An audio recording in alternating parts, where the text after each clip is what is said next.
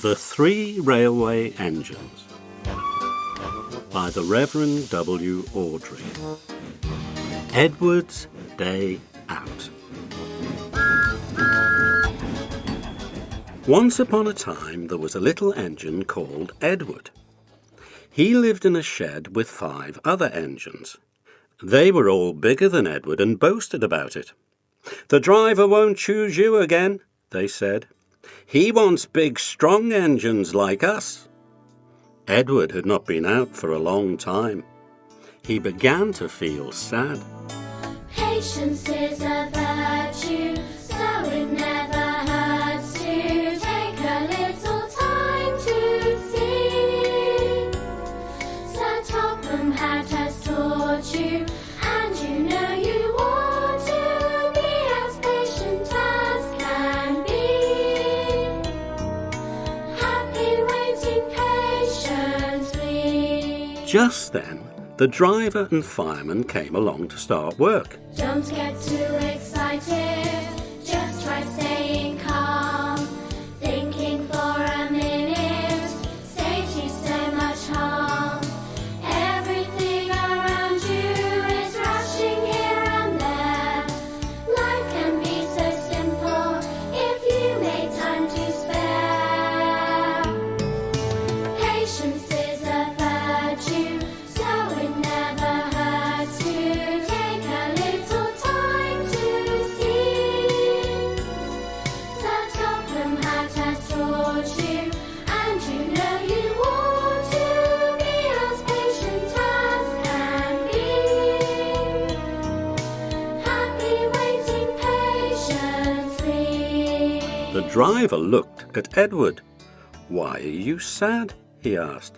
"Would you like to come out today?" "Yes, please," said Edward. So the fireman lit the fire and made a nice lot of steam.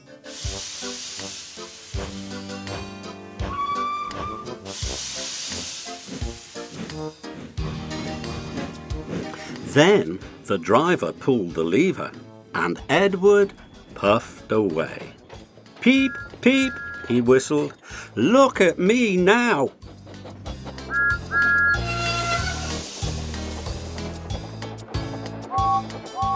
The others were very cross at being left behind. Away went Edward to get some coaches. "Be careful, Edward," said the coaches. "Don't bump and bang us like the other engines do."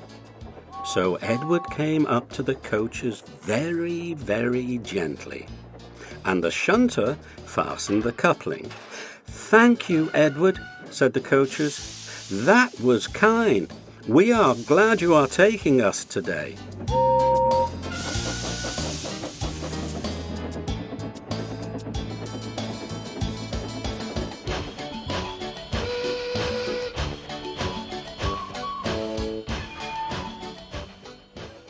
Then they went to the station, where the people were waiting. "Peep, peep," whistled Edward. "Get in quickly, please." So the people got in quickly, and Edward waited happily for the guard to blow his whistle and wave his green flag. He waited and waited. There was no whistle, no green flag. "Peep, peep, peep, peep. Where is that guard?" Edward was getting anxious. The driver and fireman asked the station master, "Have you seen the guard?" "No," he said. They asked the porter, "Have you seen the guard?" "Yes, last night," said the porter. Edward began to get cross. "Are we ever going to start?" he said. Patience is a virtue, so it never hurts to take a little time to see.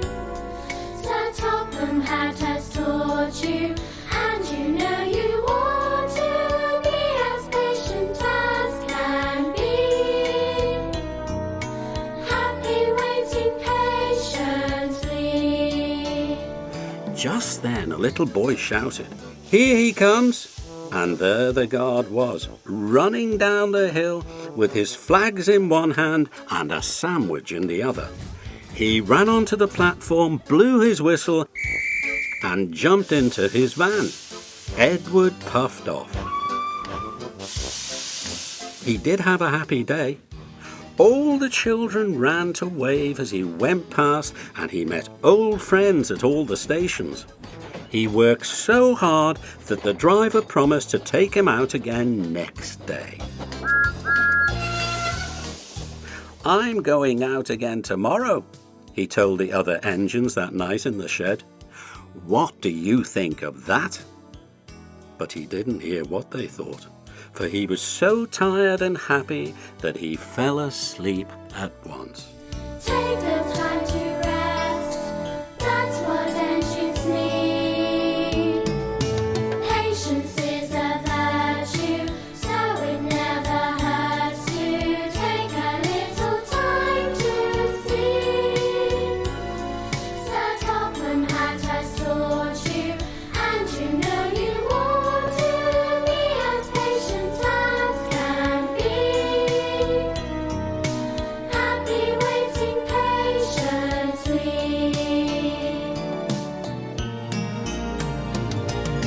Patience is a virtue, so it never hurts to take a little time to sleep.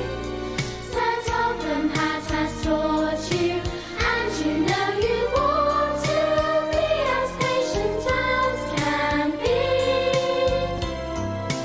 Happy waiting patiently.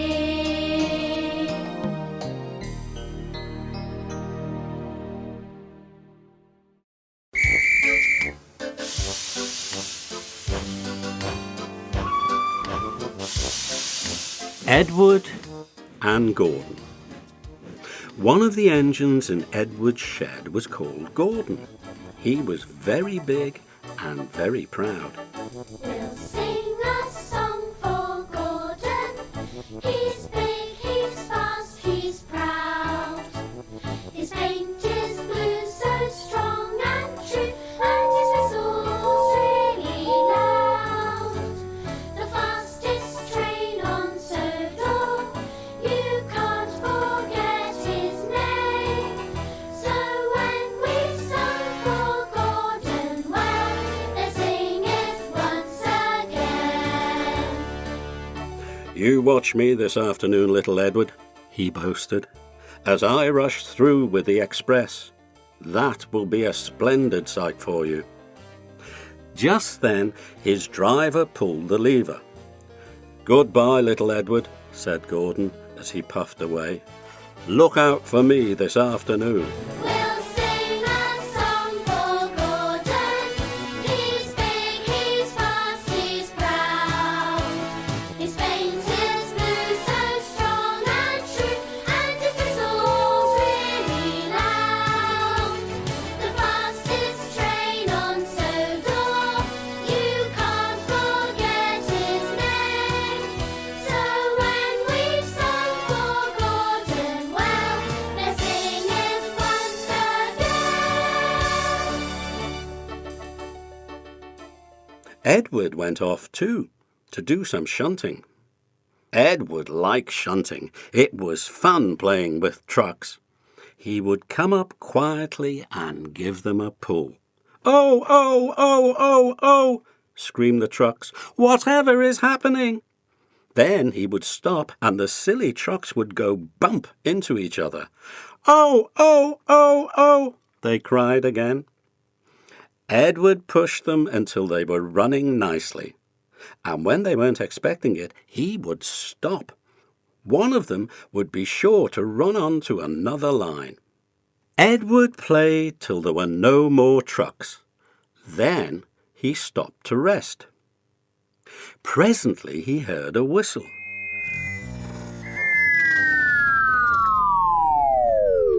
Gordon came puffing along very slowly and very crossly. Instead of nice shining coaches, he was pulling a lot of very dirty coal trucks. "A goods train, a goods train, a goods train," he grumbled. "The shame of it, the shame of it, the shame of it." He went slowly through, with the trucks clattering and banging behind him. Edward laughed and went to find some more trucks. Soon afterwards a porter came and spoke to his driver. "Gordon can't get up the hill. Will you take Edward and push him, please?" They found Gordon halfway up the hill and very cross. His driver and fireman were talking to him severely. "You are not trying," they told him. "I can't do it," said Gordon. "The noisy trucks hold an engine back so. If they were coaches now, clean, sensible things that come quietly, that would be different." Edward's driver came up. "We've come to push," he said. "No use at all," said Gordon.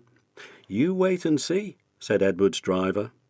They brought the train back to the bottom of the hill. Edward came up behind the brake van, ready to push.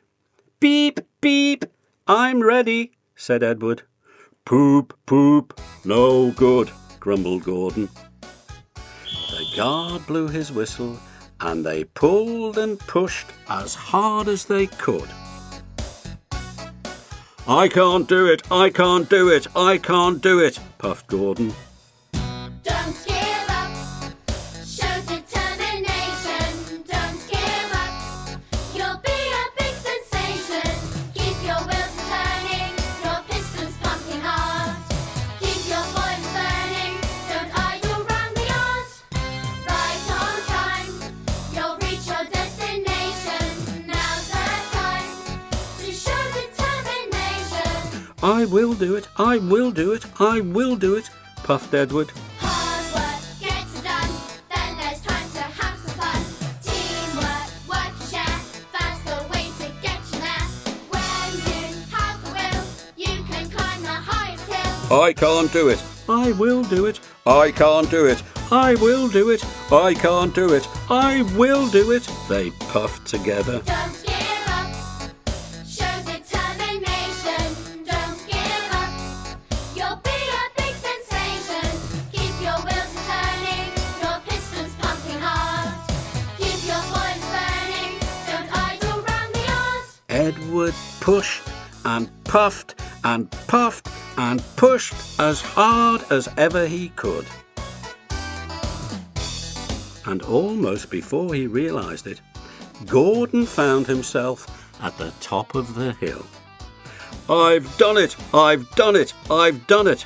he said proudly, and forgot all about Edward pushing behind. He didn't wait to say thank you, but ran on so fast that he passed 2 stations before his driver could make him stop. Don't give up. Show determination. Don't give up. Edward had pushed so hard that when he got to the top he was out of breath. Gordon ran on so fast that Edward was left behind.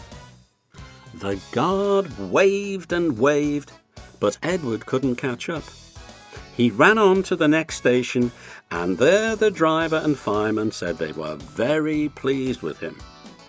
The fireman gave him a nice long drink of water, and the driver said, "I'll get out my paint tomorrow and give you a beautiful new coat of blue with red stripes. Then you'll be the smartest engine in the shed." Don't give up. Show determination. Don't give up. You'll be a big sensation.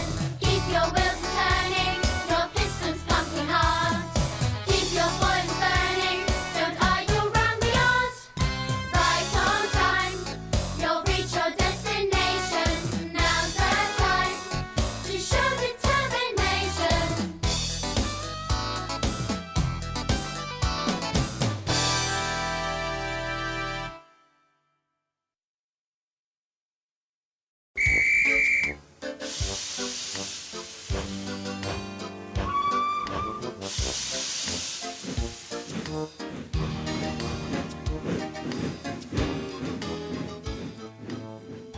The Sad Story of Henry.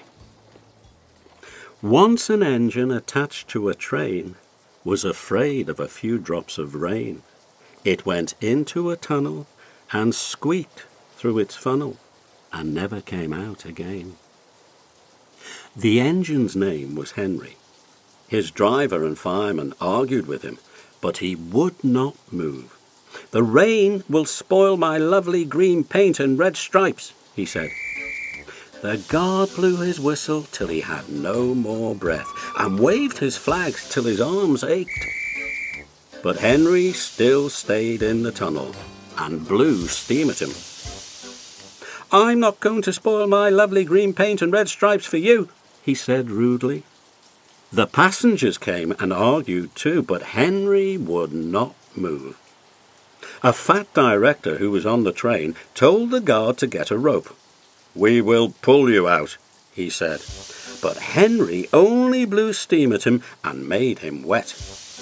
They hooked the rope on and all pulled, except the fat director. "My doctor has forbidden me to pull," he said. They pulled and pulled and pulled, but still Henry stayed in the tunnel. Then they tried pushing from the other end. The fat director said, "1, 2, 3, push," but did not help. "My doctor has forbidden me to push," he said. They pushed and pushed and pushed, but still Henry stayed in the tunnel. At last, another train came. The guard waved his red flag and stopped it. The 2 engine drivers, the 2 firemen, and the 2 guards went and argued with Henry. "Look, it has stopped raining," they said. "Yes, but it will begin again soon," said Henry. "And what would become of my green paint with red stripes then?" So they brought the other engine up, and it pushed and puffed and puffed and pushed as hard as ever it could. But still Henry stayed in the tunnel. So they gave it up. They told Henry, "We shall leave you here for always and always and always." They took up the old rails, built a wall in front of him, and cut a new tunnel. Now Henry can't get out, and he watches the trains rushing through the new tunnel. He is very sad because no one will ever see his lovely green paint with red stripes again. But I think he deserved it, don't you?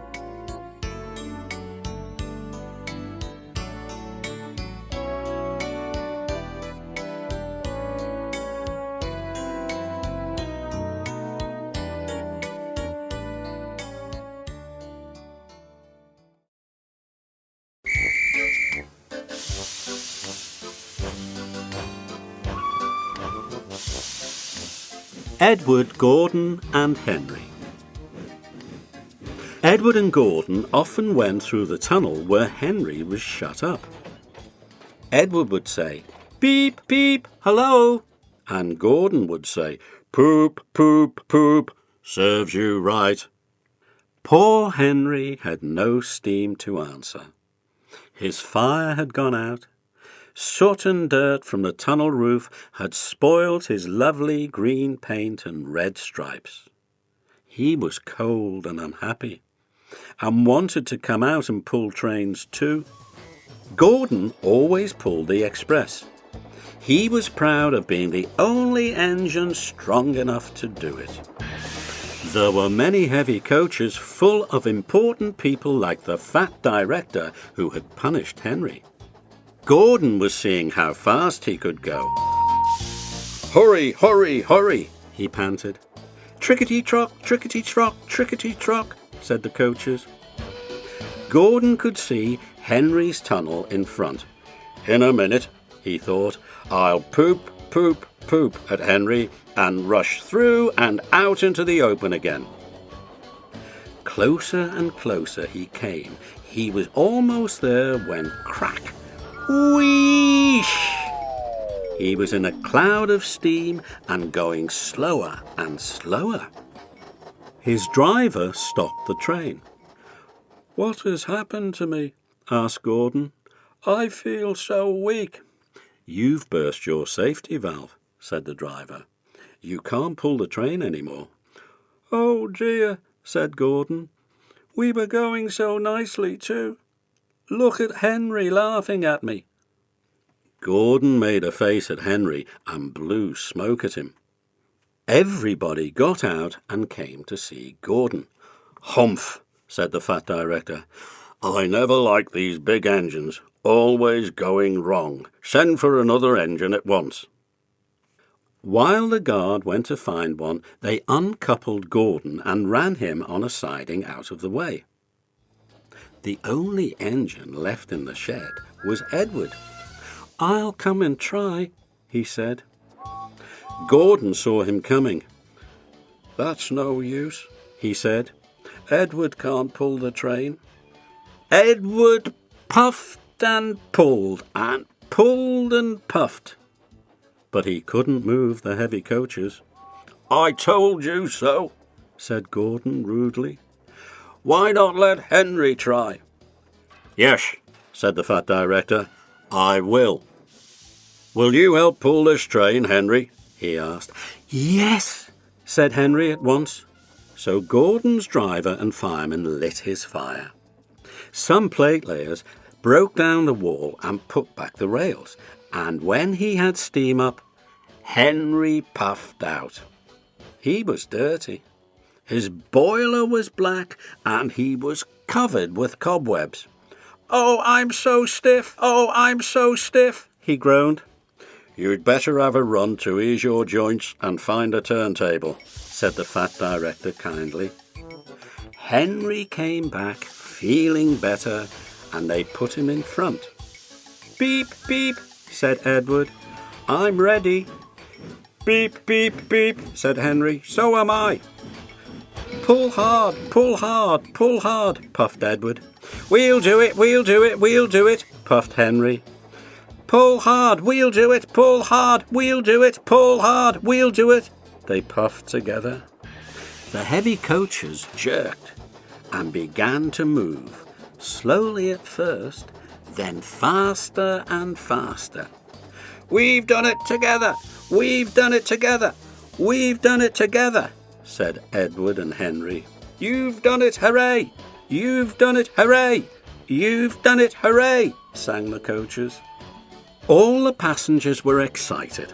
The fat director leaned out of the window to wave to Edward and Henry, but the train was going so fast that his hat blew off into a field, where a goat ate it for his tea. They never stopped till they came to the big station at the end of the line. The passengers all got out and said, "Thank you." And the fat director promised Henry a new coat of paint. "Would you like blue and red?" "Yes, please," said Henry. "Then I'll be like Edward." Edward and Henry went home quietly, and on their way they helped Gordon back to the shed. All three engines are now great friends. Wasn't Henry pleased when he had his new coat? He's very proud of it, as all good engines are. But he doesn't mind the rain now, because he knows that the best way to keep his paint nice is not to run into tunnels, but to ask his driver to rub him down when the day's work is over.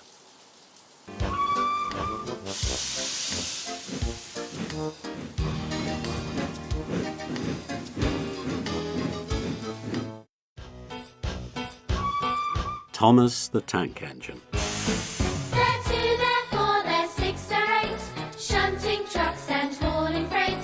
Red and green and brown and blue, they're the really useful crew. Thomas and Gordon. Thomas was a tank engine who lived at a big station. He had 6 small wheels, a short stumpy funnel, a short stumpy boiler, and a short stumpy dome. He was a fussy little engine, always pulling coaches about. He pulled them to the station ready for the big engines to take out on long journeys.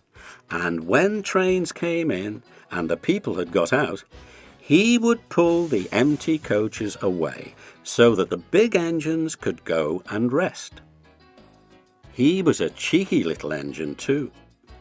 He thought no engine worked as hard as he did, so he used to play tricks on them. He liked best of all to come quietly beside a big engine dozing on a siding and make him jump. Peep, peep, peep, pip, peep.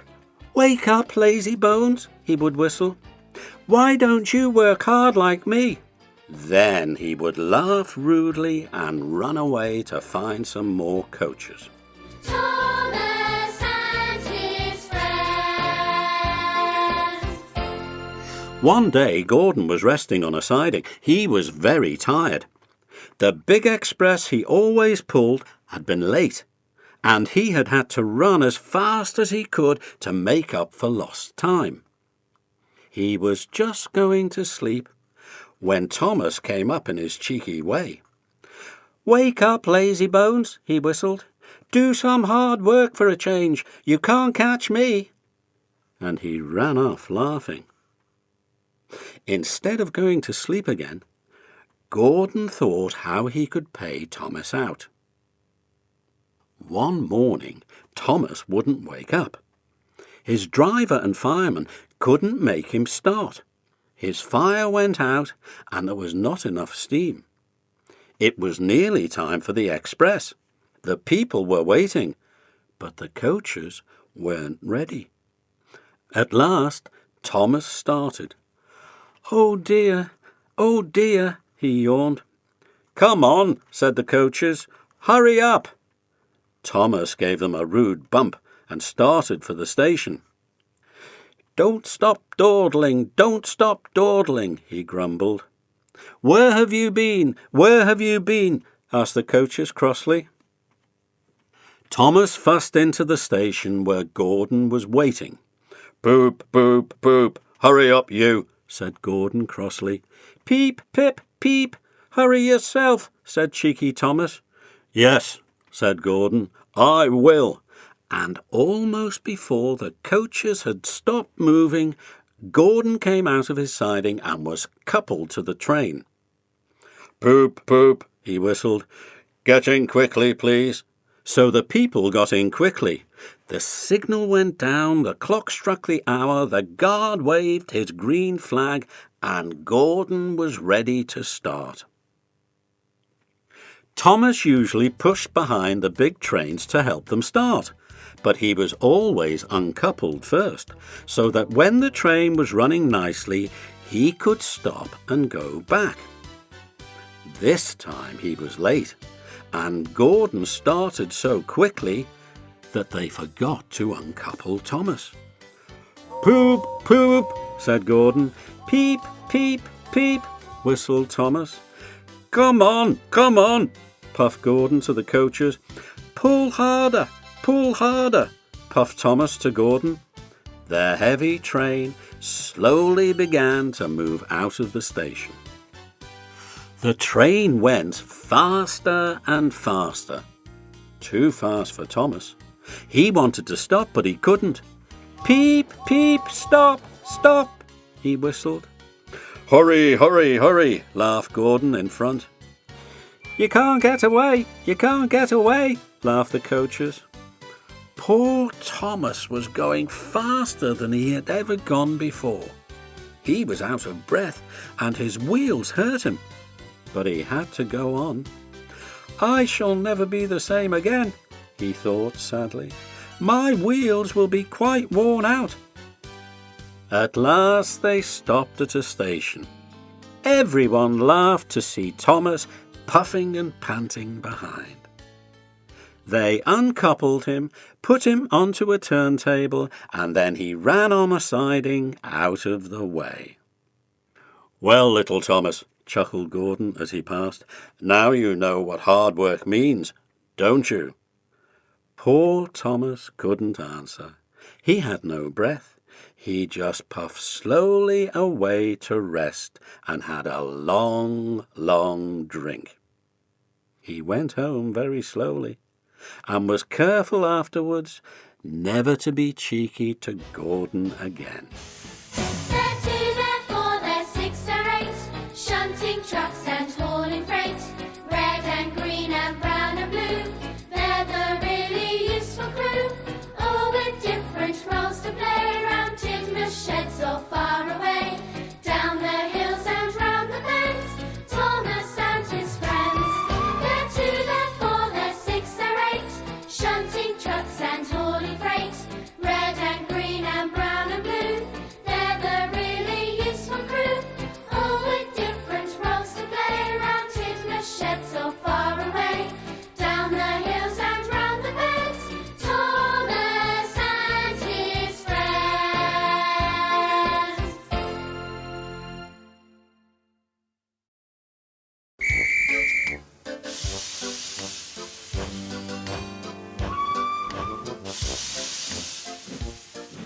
Thomas's train. Thomas often grumbled because he was not allowed to pull passenger trains. The other engines laughed. "You're too impatient," they said. "You'd be sure to leave something behind." "Rubbish," said Thomas crossly. "You just wait, I'll show you." One night he and Henry were alone. Henry was ill. The men worked hard, but he didn't get better. Now Henry usually pulled the first train in the morning, and Thomas had to get his coaches ready. "If Henry is ill," he thought, "perhaps I shall pull his train." Thomas ran to find the coaches. Come along, he fussed. There's plenty of time, grumbled the coaches. He took them to the platform and wanted to run round in front at once, but his driver wouldn't let him. "Don't be impatient, Thomas," he said. So Thomas waited and waited. The people got in, the guard and station master walked up and down, the porters banged the doors, and still Henry didn't come. Thomas got more and more excited every minute. The fat director came out of his office to see what was the matter, and the guard and the station master told him about Henry. "Find another engine," he ordered. "There's only Thomas," they said. "You'll have to do it then, Thomas. Be quick now." So Thomas ran round to the front and back down on the coaches ready to start. "Don't be impatient," said his driver. "Wait till everything is ready." But Thomas was too excited to listen to a word he said. What happened then, no one knows. Perhaps they forgot to couple Thomas to the train. Perhaps Thomas was too impatient to wait till they were ready. Or perhaps his driver pulled the lever by mistake. Anyhow, Thomas started. People shouted and waved at him, but he didn't stop. "They're waving because I'm such a splendid engine," he thought importantly. "Henry says it's hard to pull trains, but I think it's easy. Hurry, hurry, hurry," he puffed, pretending to be like Gordon. As he passed the first signal box, he saw the men leaning out, waving and shouting. "They're pleased to see me," he thought. "They've never seen me pulling a train before. It's nice of them to wave." And he whistled, "Peep, peep, thank you," and hurried on. But he came to a signal at danger. "Bother," he thought.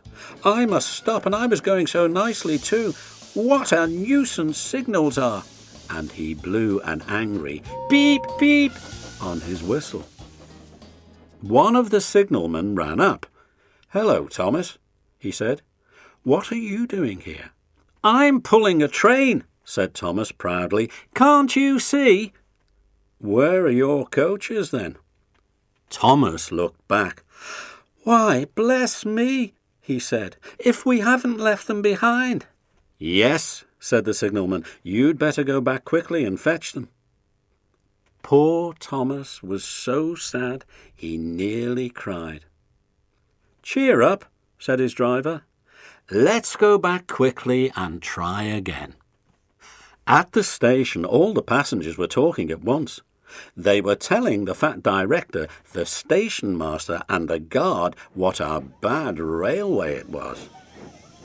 But when Thomas came back and they saw how sad he was, they couldn't be cross.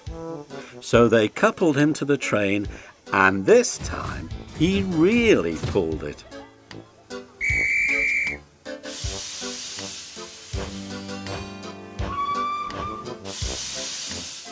But for a long time afterwards, the other engines laughed at Thomas and said, "Look, there's Thomas, who wanted to pull a train, but forgot about the coaches."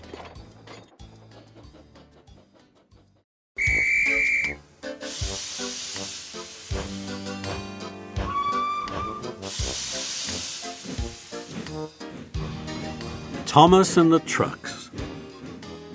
Thomas used to grumble in the shed at night, "I'm tired of pushing coaches. I want to see the world." The others didn't take much notice, for Thomas was a little engine with a long tongue.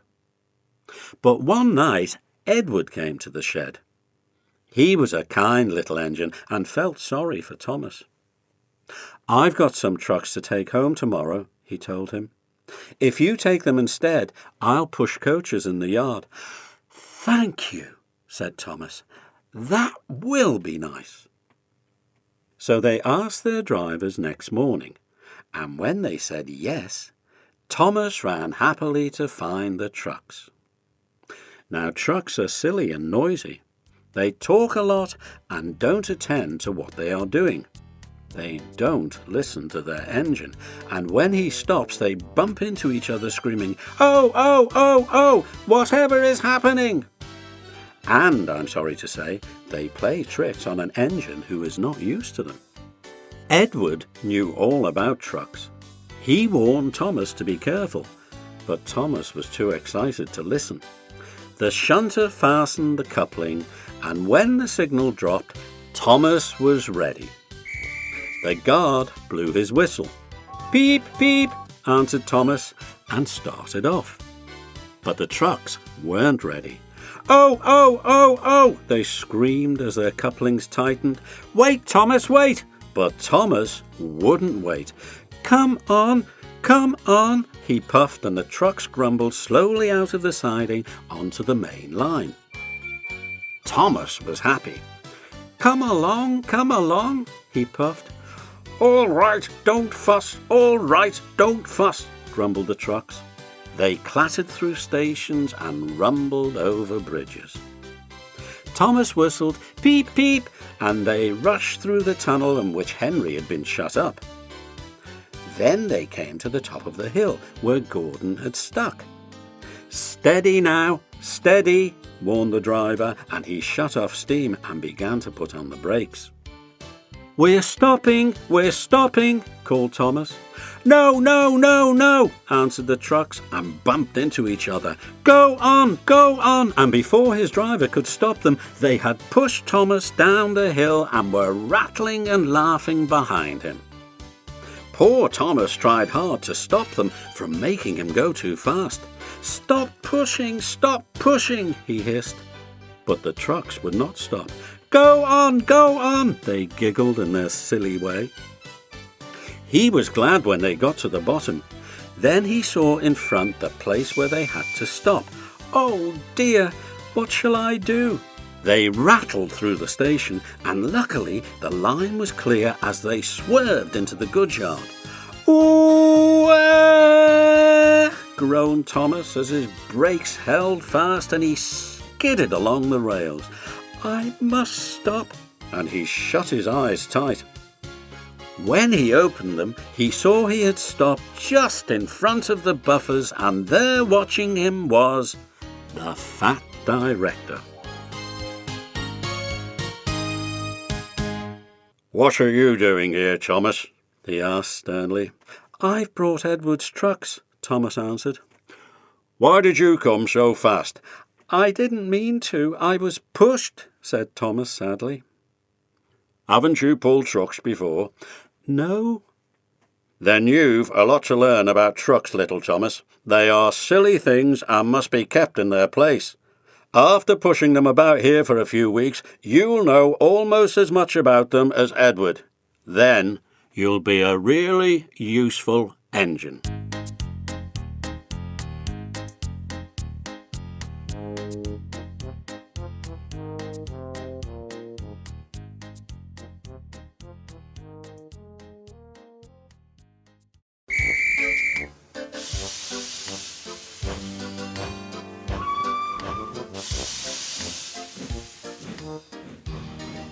Thomas and the breakdown train.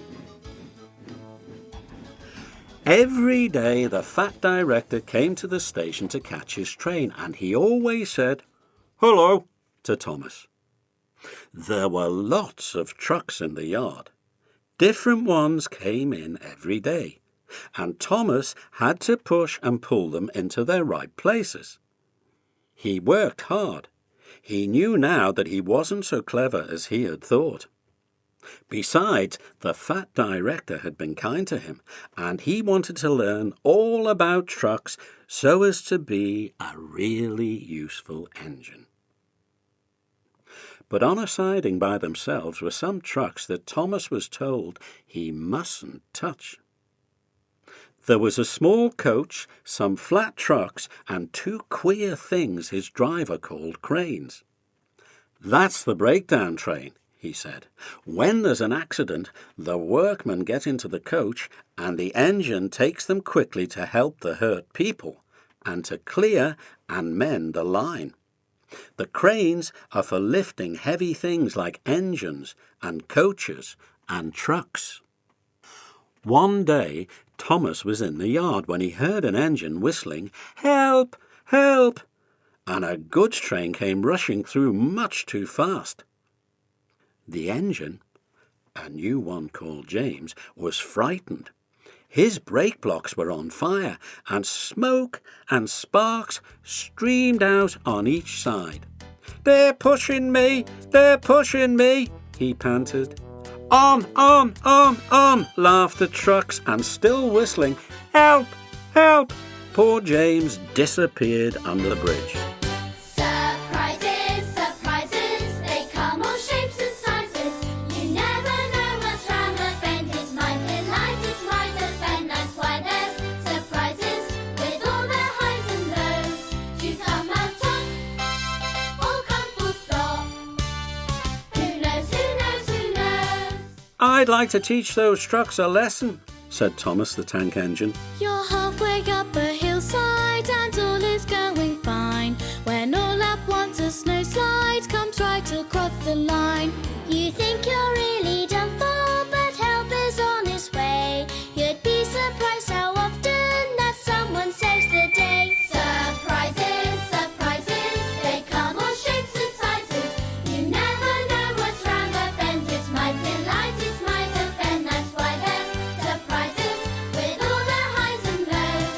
You come out top or come full stop. Who knows, who knows, who knows? Presently a bell rang in the signal box, and a man came running. "James is off the line! The breakdown train! Quickly!" he shouted. So Thomas was coupled on, the workmen jumped into their coach, and off they went. Surprises, surprises, they come all shapes and sizes. You never know what's round the bend. It might delight, it might offend. That's why there's surprises with all their highs and lows. You come out top or come full stop. Who knows, who knows, who knows? Thomas worked his hardest. "Hurry, hurry, hurry," he puffed, and this time he wasn't pretending to be like Gordon, he really meant it. "Bother those trucks and their tricks," he thought. "I hope poor James isn't hurt." They found James and the trucks at a bend in the line. The brake van and the last few trucks were on the rails, but the front ones were piled in a heap. Surprises, surprises, they come all shapes and sizes. You never know what's round the bend. It might delight, it might offend. That's why there's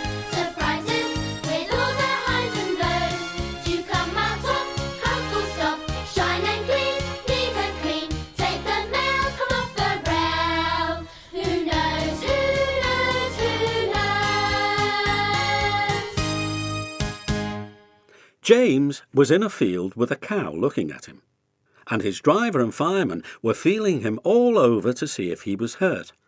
"Never mind, James," they said. "It wasn't your fault. It was those wooden brakes they gave you. We always said they were no good." Thomas pushed the breakdown train alongside. Then he pulled the unhurt trucks out of the way. "Oh dear, oh dear," they groaned. "Serves you right, puffed Thomas crossly. When the men put other trucks on the line, he pulled them away too. He was hard at work, puffing backwards and forwards all the afternoon. "This'll teach you a lesson, this'll teach you a lesson," he told the trucks, and they answered, "Yes, it will, yes, it will," in a sad, groany, creaky sort of voice. They left the broken trucks and mended the line. Then, with 2 cranes, they put James back on the rails. He tried to move, but he couldn't, so Thomas helped him back to the shed. The fat director was waiting anxiously for them. "Well, Thomas," he said kindly, "I've heard all about it, and I'm very pleased with you. You're a really useful engine. James shall have some proper brakes and a new coat of paint, and you shall have a branch line all to yourself." "Oh, sir," said Thomas happily. Now Thomas is as happy as can be. He has a branch line all to himself, and puffs proudly backwards and forwards with 2 coaches all day. He is never lonely, because there is always some engine to talk to at the junction. Edward and Henry stop quite often and tell him the news. Gordon is always in a hurry and does not stop, but he never forgets to say "poop, poop" to little Thomas, and Thomas always whistles "beep, beep."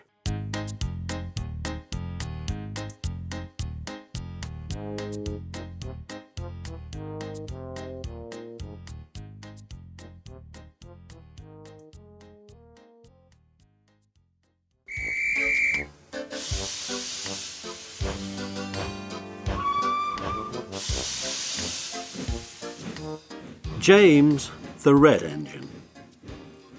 James and the Top Hat.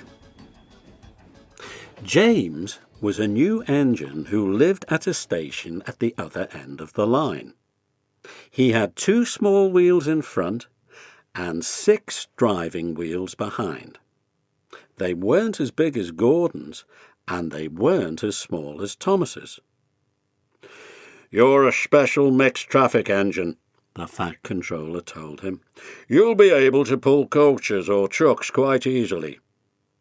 But trucks are not easy things to manage, and on his first day they had pushed him down a hill into a field.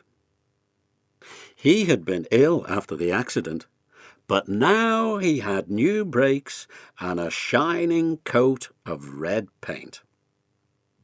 "The red paint will cheer you up after your accident," said the fat controller kindly. "You are to pull coaches today, and Edward shall help you." They went together to find the coaches. "Be careful with the coaches, James," said Edward. "They don't like being bumped. Trucks are silly and noisy. They need to be bumped and taught to behave. But coaches get cross and will pay you out." They took the coaches to the platform and were both coupled on in front. The fat controller, the station master, and some little boys all came to admire James's shining rods and red paint. James was pleased. "I am a really splendid engine," he thought, and suddenly let off steam. Wheesh! The fat controller, the station master, and the guard all jumped, and a shower of water fell on the fat controller's nice new top hat. Just then the whistle blew, and James thought they had better go. So they went. Go on, he puffed to Edward. Don't push, puffed Edward, for he did not like starting quickly. Don't go so fast, grumbled the coaches. But James did not listen. He wanted to run away before the Fat Controller could call him back. He didn't even want to stop at the first station. Edward tried hard to stop, but the two coaches in front were beyond the platform before they stopped, and they had to go back to let the passengers get out. Lots of people came to look at James, and as no one seemed to know about the Fat Controller's top hat, James felt happier. Presently, they came to the junction where Thomas was waiting with his two coaches. "Hello, James," said Thomas kindly. "Feeling better? That's right." "Ah, that's my guard's whistle. I must go. Sorry I can't stop. I don't know what the Fat Controller would do without me to run this branch line." And he puffed off importantly with his two coaches into a tunnel. Leaving the junction, they passed the field where James had had his accident. The fence was mended and the cows were back again. James whistled, but they paid no attention. They clattered through Edward's station yard and started to climb the hill beyond. "It's ever so steep, puffed James. I've done it before, puffed Edward. "It's steep, but we'll do it. The two engines puffed together as they pulled the train up the long hill. They both rested at the next station.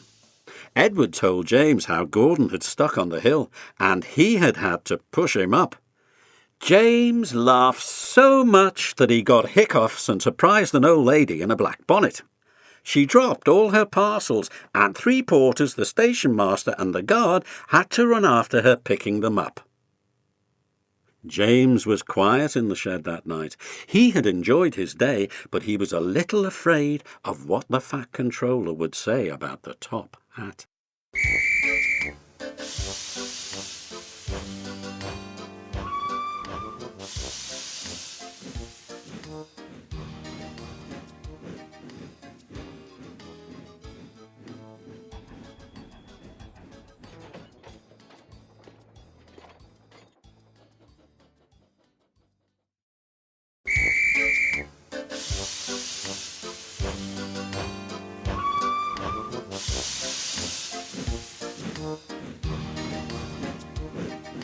James and the bootlace. Next morning, the Fat Controller spoke severely to James. "If you can't behave, I shall take away your red coat and have you painted blue." James did not like that at all, and he was very rough with the coaches as he brought them to the platform. Come along, he called rudely. All in good time, the coaches grumbled. "Don't talk, come on," answered James, and with the coaches squealing and grumbling after him, he snorted into the station. James was cross that morning. The Fat Controller had spoken to him, the coaches had dawdled, and worst of all, he had had to fetch his own coaches. "Gordon never does," thought James, "and he is only painted blue. A splendid red engine like me should never have to fetch his own coaches." And he puffed and snorted round to the front of the train and backed onto it with a rude bump. "Oh," groaned the coaches, "that was too bad." To make James even more cross, he then had to take the coaches to a different platform where no one came near him as he stood there. The Fat Controller was in his office. The station master was at the other end of the train with a guard, and even the little boys stood a long way off. James felt lonely. "I'll show them," he said to himself. "They think Gordon is the only engine who can pull coaches." And as soon as the guard's whistle blew, he started off with a tremendous jerk. Come on, he puffed, and the coaches, squeaking and groaning in protest, clattered the points onto the open line. "Hurry, hurry, hurry, hurry!" puffed James. "You're going too far, you're going fast, said the coaches. And indeed, they were going so fast that they swayed from some side to side. James laughed and tried to go faster, but the coaches wouldn't let him. "We're going to stop! We're going to stop! We're going to stop!" they said, and James found himself going slower and slower. "What's the matter?" James asked his driver. "The brakes are on. Leak in the pipe, most likely. You've banged the coaches enough to leak in anything." The guard and the driver got down and looked at the brake pipes all along the train. At last they found a hole where rough treatment had made a joint work loose. "How shall we mend it?" said the guard. James's driver thought for a moment. "We'll do it with newspapers and a leather bootlace." "Well, where is the bootlace coming from?" asked the guard. "We haven't one." "Ask the passengers," said the driver. So the guard made everyone get out. "Has anybody got a leather bootlace?" he asked. They all said no, except one man in a bowler hat, whose name was Jeremiah Jobling, who tried to hide his feet. "You have a leather bootlace there, I see, sir," said the guard. "Please give it to me." "I won't," said Jeremiah Jobling. "Then," said the guard sternly, "I'm afraid this train will just stop where it is." Then the passengers all told the guard, the driver, and the fireman what a bad railway it was. But the guard climbed into his van, and the driver and fireman made James let off steam. So they all told Jeremiah Jobling he was a bad man instead. At last he gave them his laces. The driver tied a pad of newspapers tightly round a hole, and James was able to pull the train. But he was a sad and a wise James, and took care never to bump coaches again.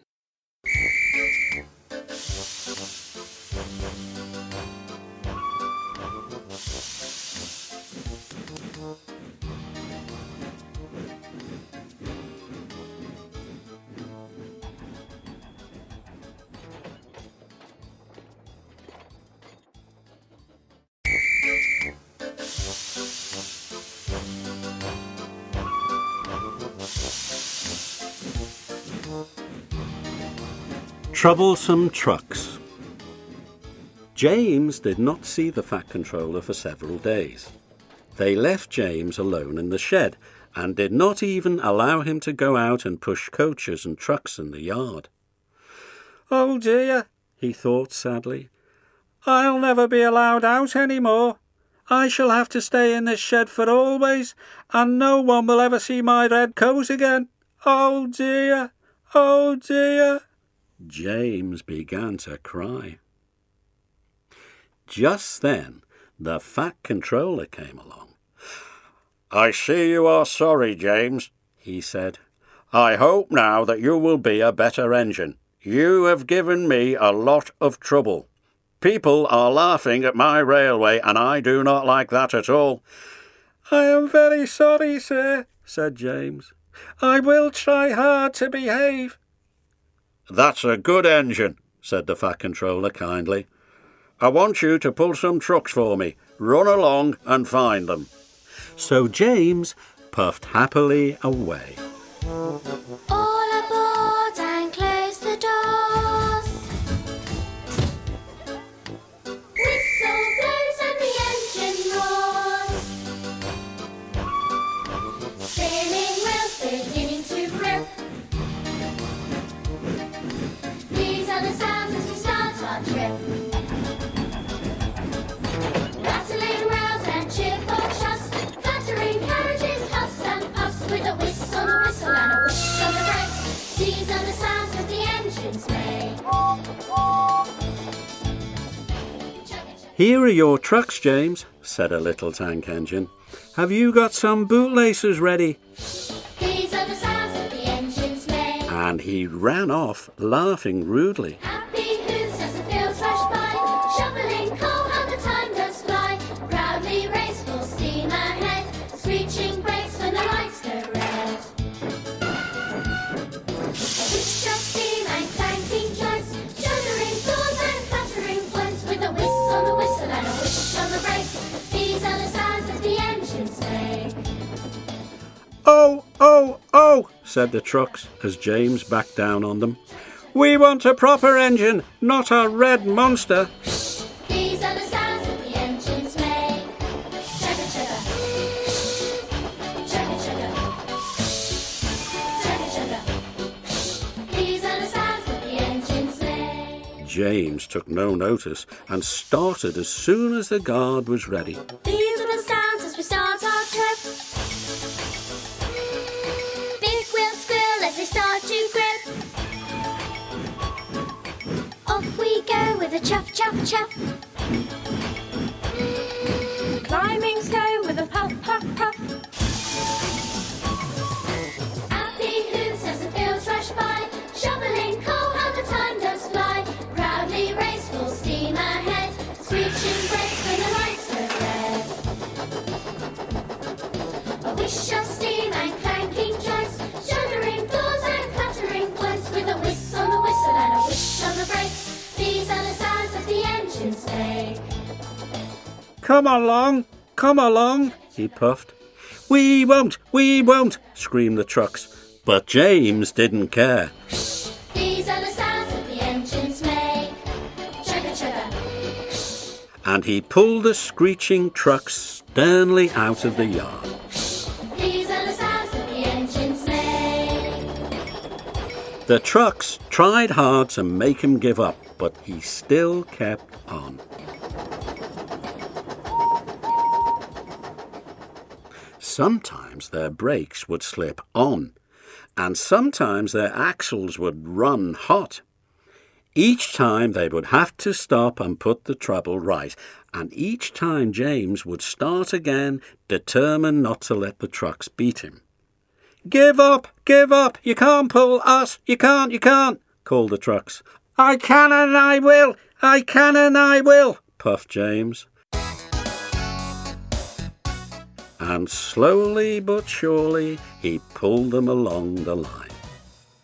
Don't give up. Show determination. Don't give up. You'll be a big sensation. Keep your wheels turning, your pistons pumping hard. Keep your boilers burning. Don't idle round the yard. Right on time. You'll reach your destination. Now's the time to show determination. At last they saw Gordon's Hill ahead. Hard work gets it done, then there's time to have some fun. Teamwork, work and share, that's the way to get you there. When you have the will, you can climb the highest hill. Hard work, that's the way, here's the words you have to say. Look out for trouble, James, warned his driver. We'll go fast and get them up before they know it. Don't let them stop you. So James went faster, and they were soon halfway up the hill. Keep your wheels turning, your pistons pumping hard. Keep your boilers burning, don't idle round the yard. Right on time, you'll reach your destination. Now's the time to show determination. I'm doing it, he panted, but it was hard work. Will the top never come? He thought, when with a sudden jerk it all came easier. I've done it, he puffed triumphantly. Hooray, he thought, it's easy now. Don't give up, show determination. Don't give up, you'll be a big sensation. Keep your wheels turning, your pistons pumping hard. Keep your boilers burning, don't idle round the yard. Right on time, you'll reach your destination. Now's the time to show determination. But his driver shut off steam. "They've done it again," he said. "We've left our tail behind." The last 10 trucks were running backwards down the hill.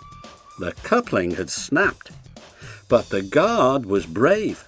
Very carefully and cleverly, he made them stop. Don't give up.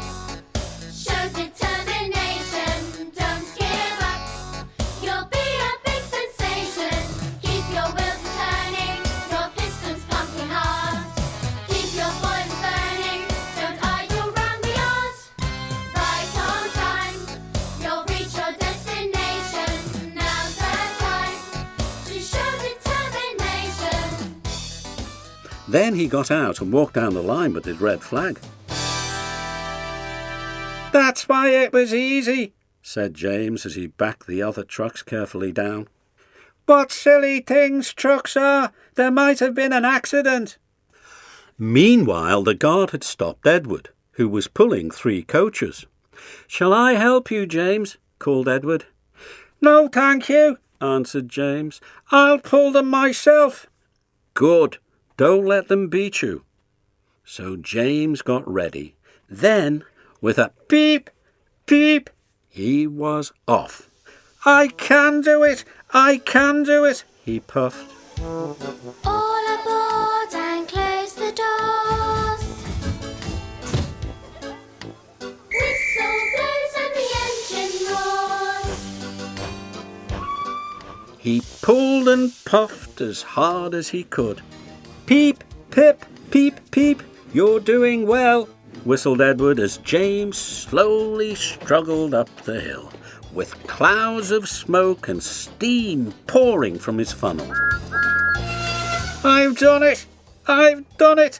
he panted and disappeared over the top. They reached their station safely. James was resting in the yard when Edward puffed by with a cheerful peep, peep.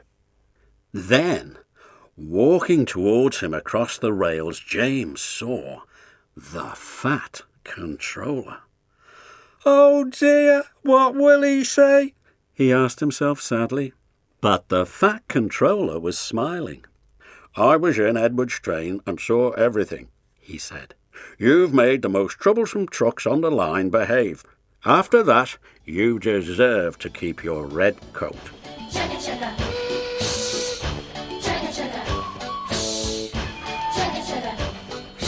These are the sounds that the engines make. Chugga chugga. Chugga chugga.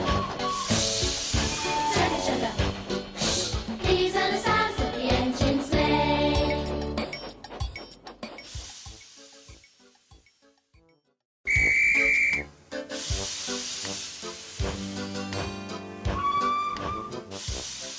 James and the Express. Sometimes Gordon and Henry slept in James's shed, and they would talk of nothing but bootlaces. James would talk about engines who got shut up in tunnels and stuck on hills, but they wouldn't listen and went on talking and laughing. "You talk too much, little James," Gordon would say. "A fine, strong engine like me has something to talk about. I'm the only engine who can pull the Express. When I'm not there, they need 2 engines. Think of that. I've pulled expresses for years and have never once lost my way. I seem to know the right line by instinct," said Gordon proudly. Every wise engine knows, of course, that the signalman works the points to make engines run on the right lines. But Gordon was so proud that he had forgotten. "Wake up, James," he said the next morning. "It's nearly time for the Express. What are you doing?" "Odd jobs. Ah, well, we all have to begin somewhere, don't we? Run along now and get my coaches. Don't be late now." James went to get Gordon's coaches. They were now all shining with lovely new paint. He was careful not to bump them, and they followed him smoothly into the station, singing happily. "We're going away, we're going away. I wish I was going with you," said James. "I should love to pull the express and go flying along the line." He left them in the station and went back to the yard, just as Gordon, with much noise and blowing of steam, backed on to the train. The Fat Controller was on the train with other important people, and as soon as they heard the guard's whistle, Gordon started. "Look at me now, look at me now," he puffed, and the coaches glided after him out of the station. "Poop, poop, poop, poop, poop. Goodbye, little James. See you tomorrow." We'll sing a song for Gordon. He's big, he's fast, he's proud. His paint is blue, so strong and true, and his whistle's really loud. The fastest train on Sodor, you can't forget his name. So when we sung for Gordon, well, let's sing it once again. James watched the train disappear round a curve and then went back to work. He pushed some trucks into their proper sidings and went to fetch the coaches for another train. He brought the coaches to the platform and was just being uncoupled when he heard a mournful, quiet shush, shush, shush, shush. And there was Gordon trying to sidle into the station without being noticed. "Hello, Gordon. Is it tomorrow?" asked James. Gordon didn't answer. He just let off steam feebly. "Did you lose your way, Gordon?" "No, it was lost for me," he answered crossly. "I was switched off the main line onto the loop. I had to go all round and back again." "Perhaps it was instinct," said James brightly. Meanwhile, all the passengers hurried to the booking office. "We want our money back," they shouted. Everyone was making a noise, but the Fat Controller climbed onto a trolley and blew the guard's whistle so loudly that they all stopped to look at him.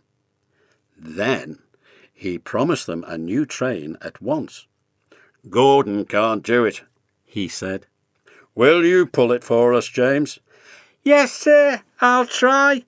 So James was coupled on and everyone got in again. "Do your best, James," said the Fat Controller kindly. Just then the whistle blew and he had to run to get in. come along, puffed James. You're pulling us well, sang the coaches.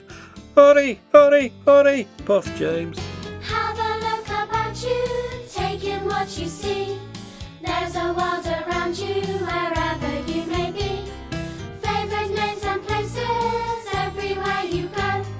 Sodor is our island, the only home we know. Out of Henry's Tunnel, or climbing Gordon's Hill, past the castle ruins towards the watermill. We'll whistle past the lighthouse, gleaming red and white. We'll leave the sheds at Tidmouth, then come back home at night. Take a look about you, enjoy the world you see. Be it town or country, there's such variety. Old familiar faces everywhere you go. Sodor is our island, the only home we know. Stations and bridges flashed by. The passengers leaned out of the windows and cheered. And they soon reached the terminus.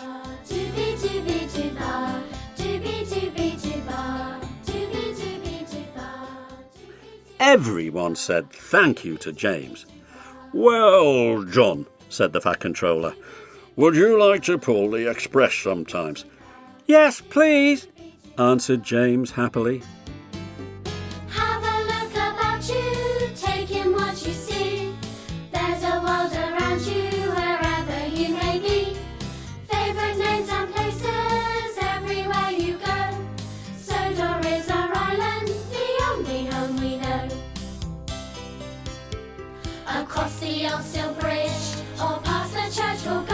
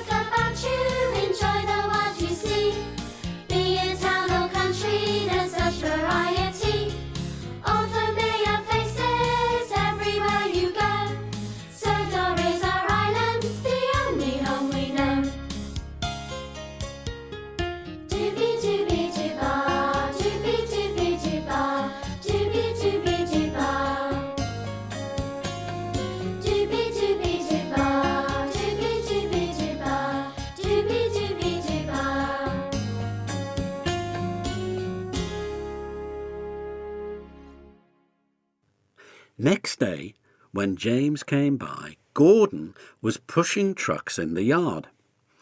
"I like some quiet work for a change," he said. "I'm teaching these trucks manners. You did well with those coaches, I hear. Good. We'll show them." And he gave his trucks a bump, making them cry, "Oh, oh, oh, oh!" James and Gordon are now good friends. James sometimes takes the express to give Gordon a rest. Gordon never talks about bootlaces, and they are both quite agreed on the subject of trucks.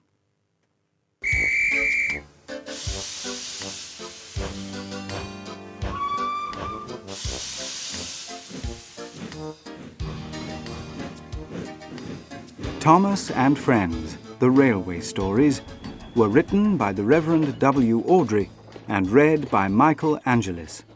It is published by BBC Audiobooks under license from Hit Entertainment Limited. All rights reserved.